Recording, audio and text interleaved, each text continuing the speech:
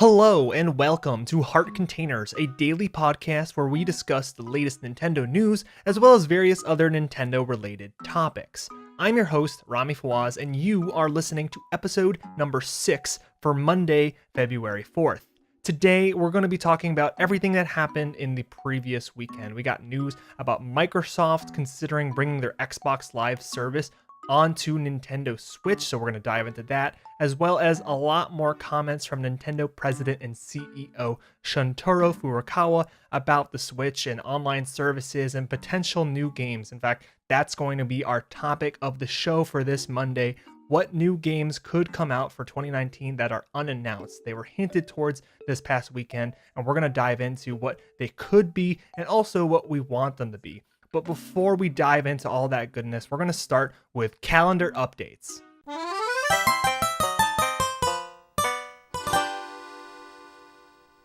So as a PSA for what's coming today and the rest of the week, we only have really one thing to mention in this slot because honestly, February is turning out to be a pretty lackluster month for Nintendo. At least that's what it looks like right now.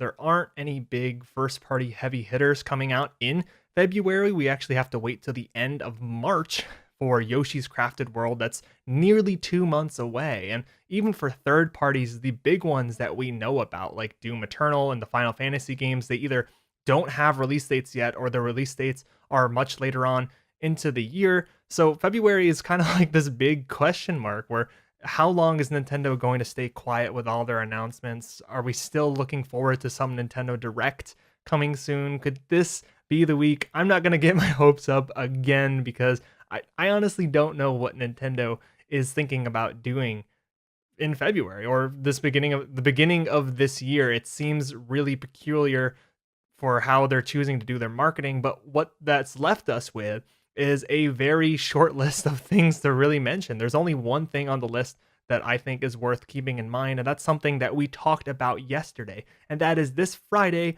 there is a Splatfest for Splatoon 2. It is pancakes versus waffles, and I feel inclined to mention this, and I will mention this for the rest of the week, because this very well could be one of the last Splatfests for Splatoon 2. Nintendo has already said that the content updates for Splatoon 2 are going to stop at some point in 2019, likely because they are diverting those resources onto Splatoon 3 work. I would imagine that would be the case because Splatoon 3 is definitely coming. Splatoon just makes too much financial sense and is such a big cultural icon, especially in Japan, for Nintendo, that I would imagine that they would move straight from Splatoon 2 work to Splatoon 3. So if you have not participated in a Splatfest thus far and have the capability to do so, or you enjoy Splatfests and want to make sure that you get your fill, mark down Friday the 8th. This is a North American Splatfest, by the way. So sorry if any of you guys out there are European or in any parts of the world. I actually don't know the information on those Splatfests, unfortunately. But if you do want to participate, make sure you write that down. Make sure you tune in on February 8th. I will be playing for Team Pancake. And honestly, that's it for the calendar updates. So we're going to jump straight in to the daily Nintendo report. Well, the wait is over. This is Nintendo DS. My body is ready. We would like to play. A way to make 3D games a reality. And it's called the Wii U Gamepad.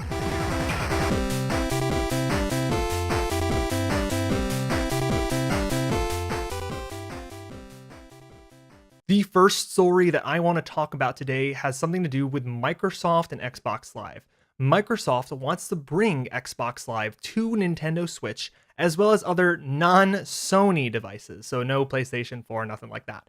This news is coming straight from the Game Developers Conference 2019 website, which says the following, quote, here's the quote. Now, Xbox Live is about to get much bigger. Xbox Live is expanding from 400 million gaming devices and a reach of over 68 million active players to over 2 billion devices with the release of our new cross-platform XDK. Get a first look at the SDK to enable game developers to connect players between iOS, Android, and Switch, in addition to Xbox and any game in the Microsoft Store on Windows PCs, end quote.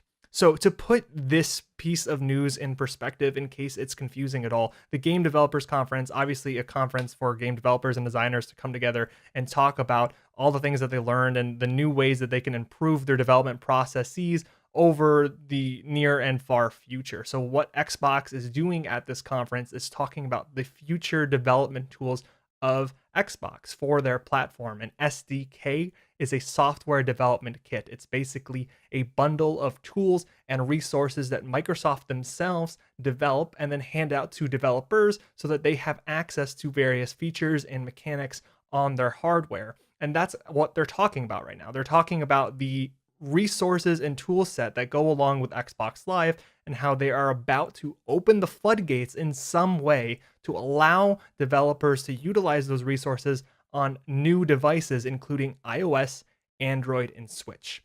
It's vague. It doesn't necessarily explain what that means. That could go anywhere, in my opinion, from simply I turn on my Switch and I can look at my gamer score or my friends on Xbox Live, or maybe I can even purchase an Xbox game on my Switch. It sounds ludicrous, but you can purchase a game on your Switch and play it on Xbox, or it can go as far as being able to stream games onto any of these platforms and have it be played on your Xbox at home or on some Microsoft server. And actually, I do think that there is some validity to the streaming statement. I don't know if any of you guys have been keeping up with the rumors about what's going on with Microsoft Next Generation, but they have a new project codenamed Project Scarlet, which is supposedly a console that is going to run alongside their more traditional console next gen. But this one is going to be the cheaper box, around $100 is what I'm hearing, or maybe not $100 exactly, but on the cheaper end, that is specifically designed to be a streaming box. It sounds like Microsoft and the Xbox division are going all in on the streaming future. And one of the benefits that you might have for going all in on a streaming future is by taking advantage of as many devices as possible to stream to. Is this what they're talking about here? I'm not sure. Like I said, it could run the gambit on, yes, I own an Xbox at home and I own the next Halo game and I want to be able to stream it on my Switch when I'm away from my Xbox, to I'm on my Switch and I just want to be able to check my achievements. Either way, it's a very exciting partnership, and it's telling that they're not doing anything with Sony. So that kind of says something about how Microsoft views Nintendo as a competitor. They don't really see the Switch as being in direct competition with a traditional Xbox experience. Otherwise, it doesn't make a lot of sense why they would include Nintendo and not Sony. And from Nintendo's point of view, I think this also only helps them out as well. They are in these spaces that are very separate but also tangential, so that they can really be two partners that seem like they might compete because they're both in the video game space trying to sell consoles to gamers, but at the same time, it is the perfect harmony between the two where I can see both of them benefiting from the other. If I'm someone who has a Switch and not an Xbox, or right now, we all have Switches, but we don't have the next generation of Xbox, right? If I have a Switch and I look at the next generation of Xbox and I see that they have these killer apps, these great games coming out for that platform, and I can play them on my Switch because of these new changes to the Xbox SDK that allow me to access Xbox Live and potentially streaming on my Switch, I might be more motivated to go the Xbox route, especially more so than going the Sony route, because Sony is not going to play nice with my Switch or even my iPhone or anything like that. That we don't know about the mobile stuff, but at least Microsoft is being straightforward about all of those devices right now. So that's what they're confirming. And that is a very enticing thought. And from Nintendo's perspective, because I've actually heard a couple people say, why would Nintendo ever allow this? Why would Nintendo allow Microsoft to kind of put their own platform in some way, shape, or form on a Switch? Doesn't that seem like the opposite thing that they would be going for? But again, I think this only helps Nintendo as well, because if you are an Xbox owner, if you have the next generation, maybe you have this Project Scarlet or whatever the next traditional console is going to be, you start to see the Switch as an accessory or kind of like an additive feature on your Xbox, because you can play your Halo, your Gears, whatever first-party games that are exclusive to Xbox at home on your 4K TV, high fidelity, something that you probably will only be able to do on Xbox and not on a Nintendo platform, at least not at that same level. But when you're on the go, being able to play on a Switch and have the Switch's control scheme, because it is a portable device, unlike Android and iOS, in which it comes with a semi-standard controller packed in on the side, it immediately makes it that much more attractive, in my opinion, if I'm an Xbox owner and I want to be able to access my Xbox Live games or my Xbox Live account somewhere where my actual Xbox is not, so not at home. I feel like this is the perfect relationship between the two. I would like to see what this means for Nintendo going forward, because this is running under the assumption, I believe, that the Switch and Nintendo are not competing directly with Xbox. And is that going to be the case in perpetuity? Are we in a phase of Nintendo's life now where they're okay being in this middle ground hybrid where they do not directly compete with Sony and Microsoft, but they still somewhat do in the software and mindshare space? So that's my main takeaway from this. I'm not really sure what to think. We have to wait until, I guess, this game developers conference goes through and Microsoft is more open about what this SDK actually entails. It could be a much smaller deal than what I've been spouting about in these past few minutes, and it could literally just be, hey, if you're on your Switch, you check your achievements and that's about it. But regardless, it's very exciting to see Microsoft being so open with Nintendo, because I think that only makes both platforms better in the end. The second story that I want to share with you guys comes from Nintendo president and CEO Shuntaro Furukawa, who revealed over this past weekend that the main reason that the Switch will not reach the company's original 20 million hardware sales goal for the 2018 financial year has to do with the sales performance of Nintendo's first 2 quarters of last year. Furukawa shared that although Switch sales between April 2018 and September 2018 were slightly higher than the same period the previous year, the increase was not quite as large as they would have liked, which ultimately caused Nintendo to reduce their 20 million unit forecast down to 17 million that it's at today. Okay, so what is this actually saying? There were a lot of numbers and time frames. I will break it down for you. In 2018, that financial year, which began on April and will end this March, that's the time frame for the 2018 financial year. Originally, Nintendo set a very ambitious goal of selling 20 million Switches throughout that time frame. That's 20 million additional Switches on top of the Switches that they had already sold before the 2018 financial year began. Now, throughout the year, there were a lot of question marks coming at Nintendo saying, do you think you can hit this goal? Are you going to be able to reach this 20 million financial target? And Nintendo has stayed very steady on this idea, saying we know it's ambitious, but we think we will, all the way leading up to the November timeframe, where it looked like they really weren't going to have the sales to do it. And there were interviews with Reggie saying things like, oh, we make a lot of sales, we'd make a lot of money in December and even after Black Friday, so don't worry about it. It's still very possible.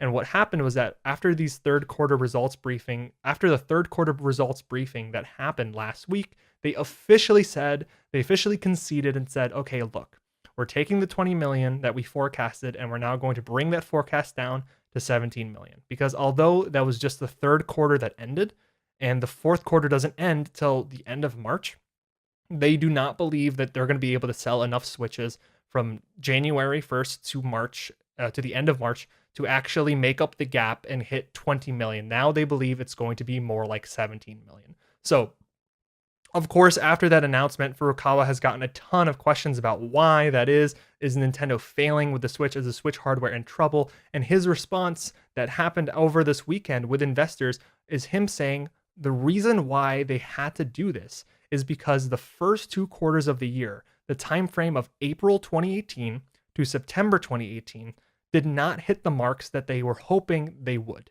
They were slightly higher than the same period last year, so that means that there was some improvement year over year, but they anticipated that it would be much bigger than what they originally got. And that makes a lot of sense, because if you look at the end half of the year, the third quarter, that was the quarter with Smash Brothers, that was the quarter with Pokemon, that was the quarter with what came out in October? That's right, Super Mario Party. And all of those games sold incredibly well, and they moved a ton of Switches. I think it was something like 15 million was what I read last week. They sold very well in the third quarter, so it makes a lot of sense why he would be blaming the first 2 quarters for not performing well enough. Now, what I take away from this is, duh. Like, I don't understand. All of their heavy hitters in terms of software came out at the end of the year. So I don't know how they anticipated that they were going to reach such an ambitious goal of hitting 20 million, a goal that they admitted at the very beginning was ambitious when they didn't have very many like big first party titles coming out in the first 2 quarters of the year. We had some games coming out. We had games like Mario Tennis Aces, we had Kirby Star Allies, we had a couple ports come out, including Donkey Kong Tropical Freeze, and there's nothing against any of those games. I mean, a lot of those games are very high quality titles. Like Tropical Freeze is a game that should not be overlooked because of how fun and great it is, and it's getting a second life on the Switch. That's fantastic. But at the end of the day, the titles that make the most money for Nintendo were all backloaded in 2018. There was nothing coming out in the first 2 quarters in that first like 6 month period of 2018 that would, in my opinion, push a significant amount of units besides potentially Nintendo Labo. So I'm wondering if maybe they bet really hard on Nintendo Labo and they thought Labo was going to be a lot bigger than it actually was, and that's what caused the forecast drop, because they've also been very coy about Labo sales, saying, hey, you should not compare Labo to traditional first party sales because that would not be fair for Labo. I think total, if you took all the Labo kits together and got the sales numbers, it's just over 1 million. I think that's what they were reporting, but they probably wanted more than that. And I think there was anticipation before Labo actually launched that it could be the next big thing. It could be Nintendo's Wii Sports or Wii Fit or a Wii era hit, but in the Switch generation. I think a lot of people were wondering if that's what it would become.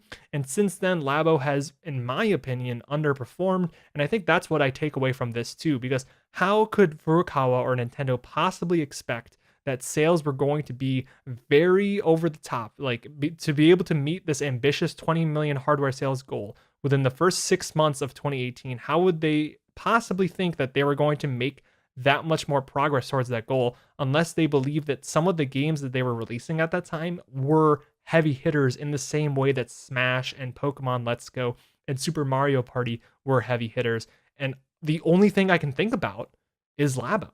That's the only thing that comes to my mind in this conversation that would even make a little bit of sense. So that's why I'm lost at this one. On this one, I wanted to bring it up because it's so perplexing to me. Is this a sign that Labo was supposed to be a lot bigger than it actually was? I'm not sure. I actually want to hear from you guys what you think, because I am really confused about what this means. That's my takeaway. So again, Furukawa is blaming the first 2 quarters of 2018 for the failure, if you want to call it a failure, the failure to meet the 20 million forecast goal that they had previously set out for themselves.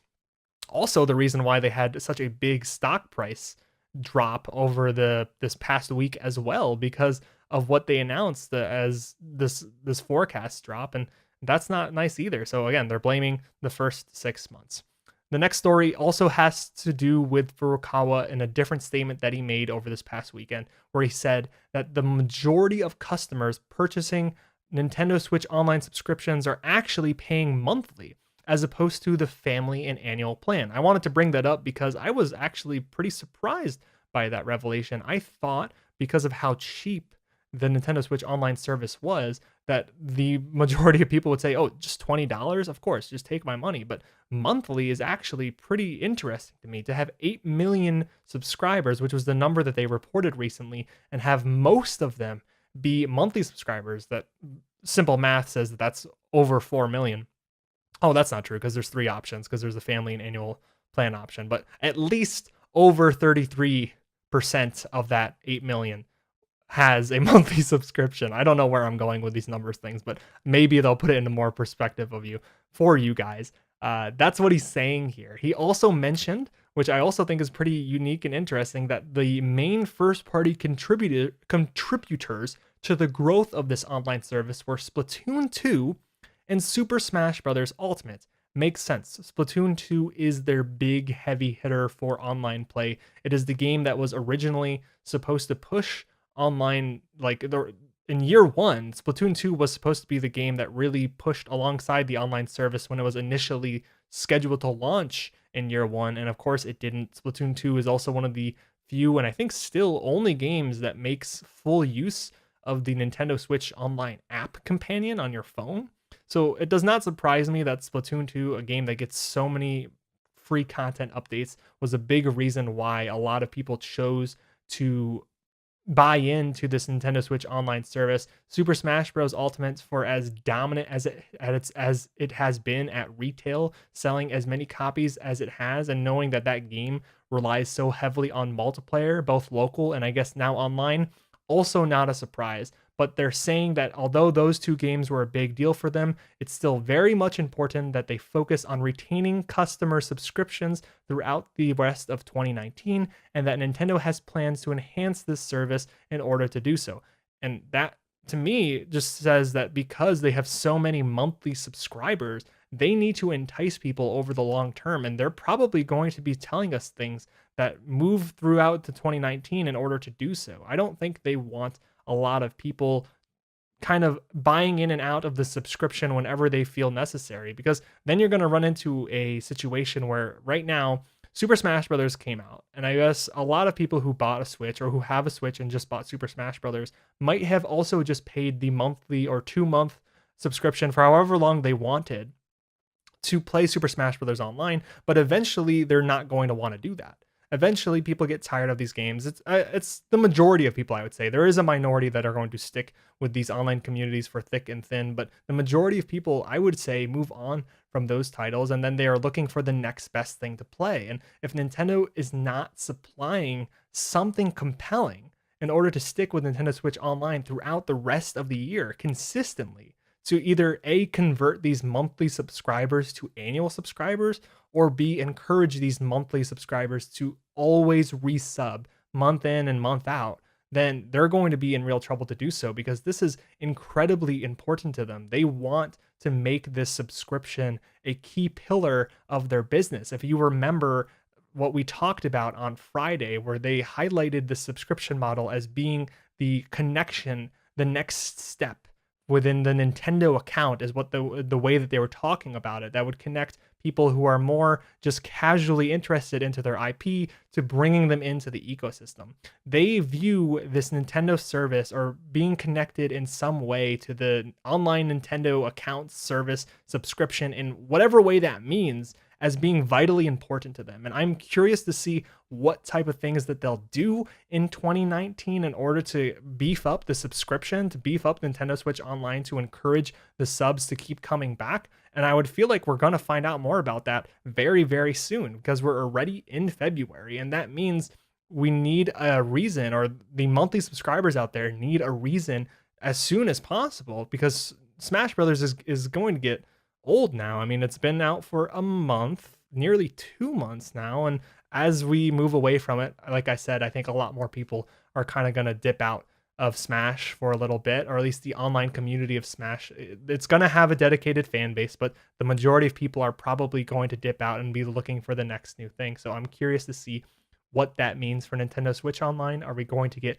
a new game that makes good usage of that service, or are we going to find out something else? But I would feel, and I would imagine, that this would come sooner rather than later. And this actually moves in to the last story of the news report, where, according to Takashi Mochizuki, I apologize if I mispronounced that name, he is a tech reporter for the Wall Street Journal, Nintendo announced at the end of last week, so more announcements from Nintendo, that they were working on multiple unannounced titles that were scheduled to release within the 2019 financial year. Yes, they announced that they were working on multiple unannounced titles. That you did hear that correctly. One of those titles is supposed to be a game that, quote, fans would be delighted to know, end quote, while the other would be, quote, one that is a nice fit to the online program, end quote. So I bring this story right after the last story because it kind of fits, right? If they believed really that Splatoon 2 and Super Smash Bros. Ultimate were huge contributors to why people bought into Nintendo Switch Online, it makes a whole lot of sense that they're talking about a mysterious unannounced 2019 title that also, quote, is one that, quote, is a nice fit to the online program, end quote. So I want to, before I really dig into this, there was also a tangential story that went along with it that said that Shinya Takahashi, who is the general manager of the entertainment planning and development division at Nintendo, stated at the investor Q&A session last week that all the games that were scheduled to launch within 2019 should have no problem releasing within that time frame, and he does not expect any further delays despite what happened with the whole Metroid Prime 4 debacle. So you take all of that in tandem, and what we've learned is that there are two games, two unannounced titles, not talking about Fire Emblem, not talking about Animal Crossing, none of that stuff, two unannounced titles that are scheduled to release within the 2019 financial year, where the general manager of EPD is assuring us that he believes that they very much are. So the fact that they are unannounced isn't because they don't know if they're going to be able to make it within 2019. It is simply because they are unannounced. They are not ready to talk about it. Because again, all of the games that they're planning to launch in 2019, they believe they're going to have no problems launching. And because we're already in February, the year is moving along. I feel like that is a bold statement to make. That means games like Pokemon are probably not going to be delayed, because there was some fear about that. And it also means that these two mysterious games are also going to make their way into this calendar year, I would imagine, if not the beginning of next year as well, because they did specifically say financial year. It's possible we might see this at the beginning of next year. But that actually leads me in this show's topic of the show.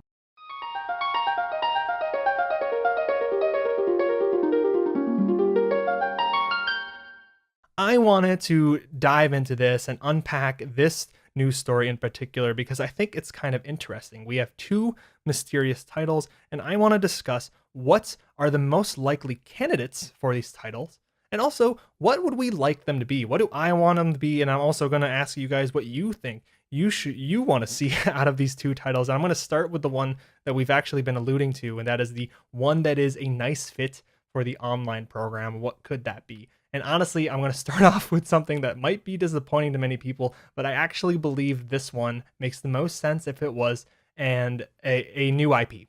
I think this is probably going to be a new intellectual property for Nintendo, and I'll explain to you why I think that is. First of all of the big heavy hitters for out of all the franchises that Nintendo has, the ones that I would say perform the best for online multiplayer are either already out on Nintendo Switch or are about to be. Games like Mario Kart, Splatoon 2, ARMS, Super Smash Brothers, Mario Tennis Aces. What else do we have? The games that are announced that also are not out yet. Animal Crossing, Pokemon. I mean, these are the heavy hitter multiplayer games that I believe are the ones that usually you most associate with Nintendo and multiplayer and online multiplayer. I mean, heck, this year alone has a plethora of heavy hitter multiplayer games that I think are closely tied to multiplayer, more so than most franchises that Nintendo has. Animal Crossing to me is has such a huge potential to be an online multiplayer behemoth that I hope that we see the game move in that direction. Don't forget that when Animal Crossing City Folk came out for the Wii, it was packaged, or you could buy a bundle with a microphone that you put on your sensor. It looked kind of weird, but they encouraged you to talk to people with that game. And it was the very first game and one of the only games that really made use of the microphone attachment for the Wii,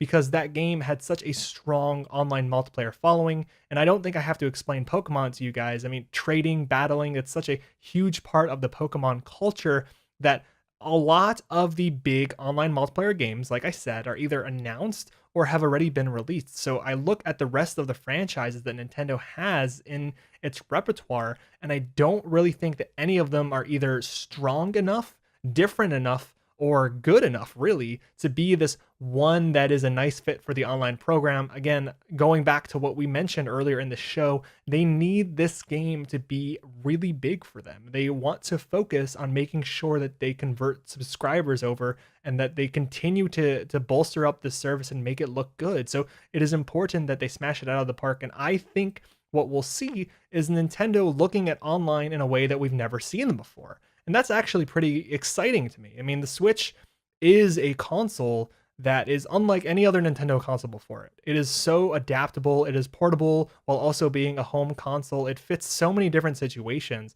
that I think if Nintendo and their head designers and developers decided to be really creative for what the feature set of the Switch has and can do, and then ask themselves, okay, what can we take this feature set and utilize that to make an online experience that's going to encourage people to want to connect with each other through Nintendo Switch Online as often and as regularly as possible.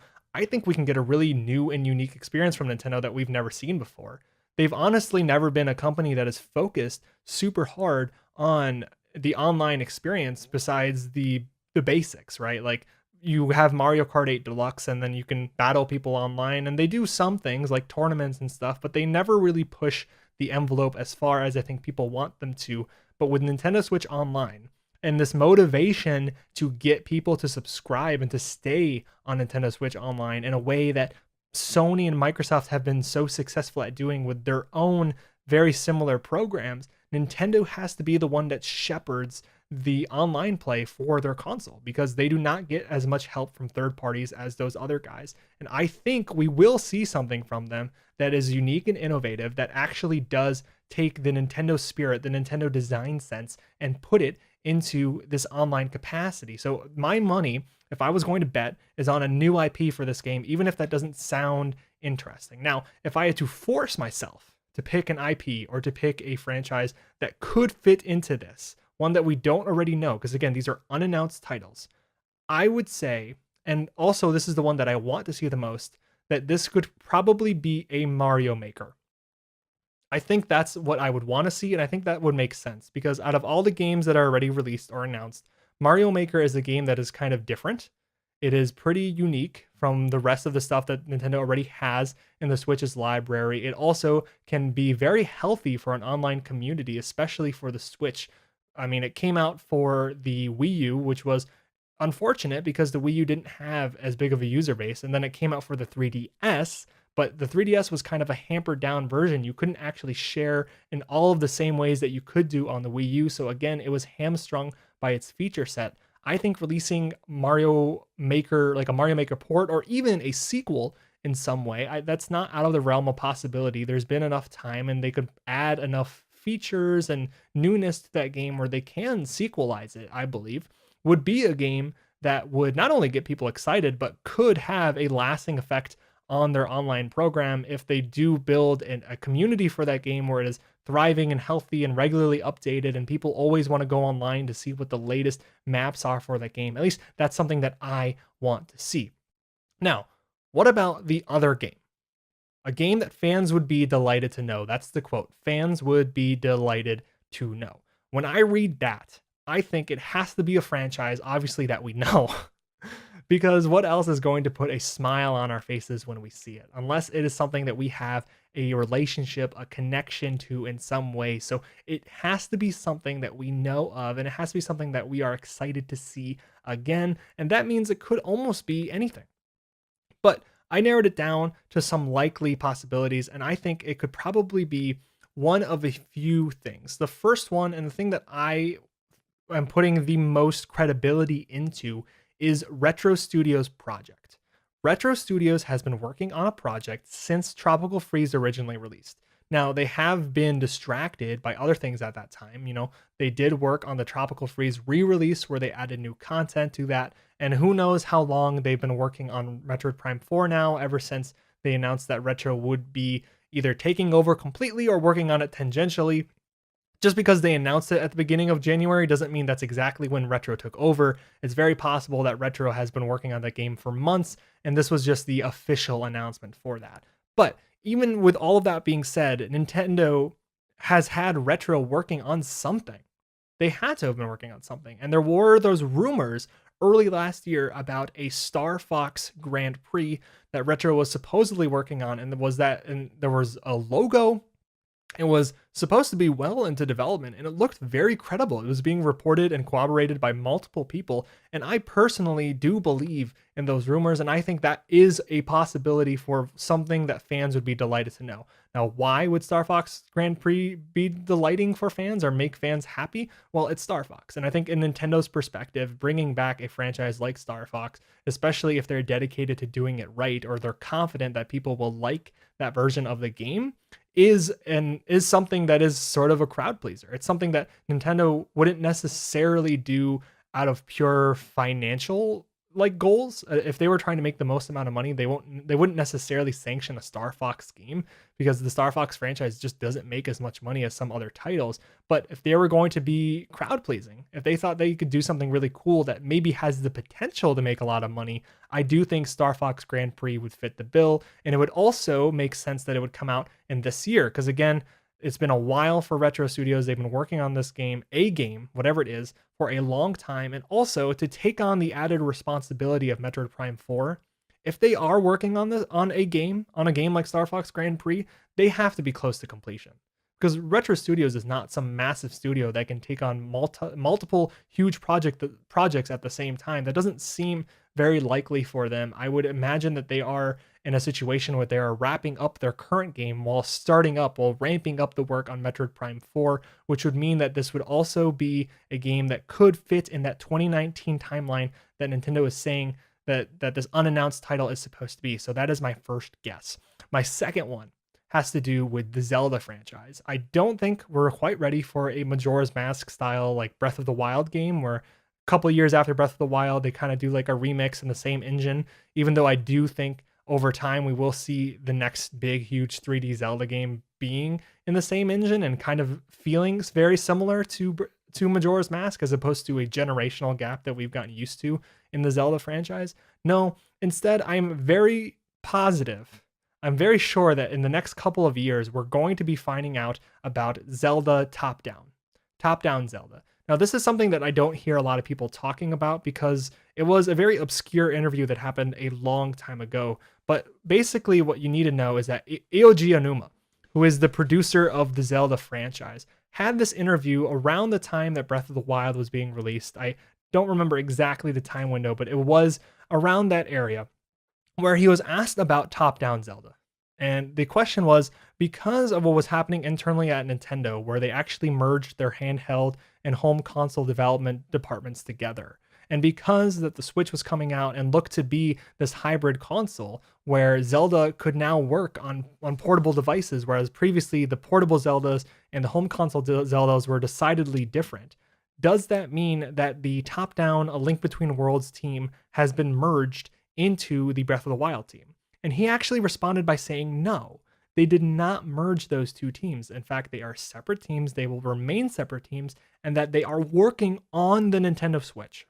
Aonuma did confirm that. He has said that the Link Between Worlds team, or at least the top-down team, however many people that might be, it's possible that they moved some of those people to the Breath of the Wild team temporarily, but there is still a dedicated group of people working on top-down Zelda, and it's been long enough since Link Between Worlds, and even long enough since Breath of the Wild, that this might be the perfect time to hear news about a Zelda game coming out. And of course, that would fit the bill definitely about a game that fans would be delighted to know because people love Zelda and it just has a different flair. And I think it would bring comfort to a lot of people as well because the top-down Zeldas have this certain charm that no one wants to lose out on just because we now have the ability to play fully fledged 3D Zeldas no matter where we are. I think we want to maintain, at least I want to maintain, the spirit and the type of game design that only really shines through in top-down Zeldas as well as 3D Zeldas, even though we live in a Nintendo future where you can play both of those experiences on the home or on the go.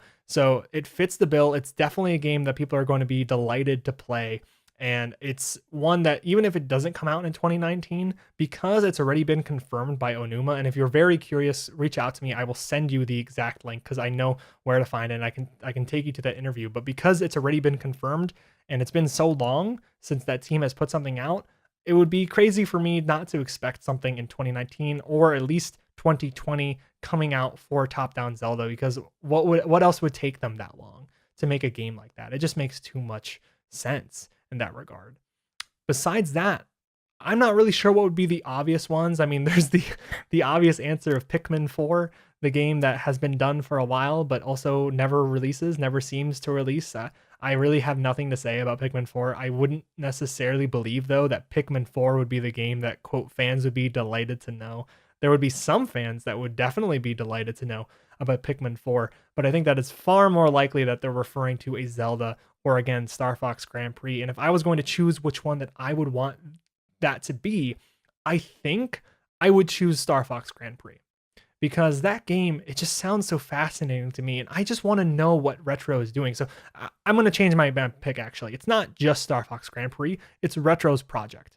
That's what I want to know. I want to know what Retro's been working on, and if it is Star Fox Grand Prix, so be it. I would definitely be into trying out a Retro Studios made Star Fox racing game where it still kind of holds true to the traditional gameplay of Star Fox with the added twist of racing. That sounds fine to me. That does not put off the game in any way in my mind. I know that Star Fox needs a refresh. It definitely needs some fresh coat of paint that isn't necessarily just here is Star Fox with motion controls. So I am more than in for that game. Or if it's something completely different, I'm still in, because Retro Studios has had a flawless track record. They really have for a long time to be able to do Prime 1, Prime 2, Prime 1, 2, and 3, the trilogy. Then they went and they got to work on Donkey Kong Country Returns and Tropical Freeze, 2 fantastic games. They ported Tropical Freeze over to the Switch. It's still a fantastic game. I'm very happy that it's selling as well as it is. And then they've also worked on other games that have been gems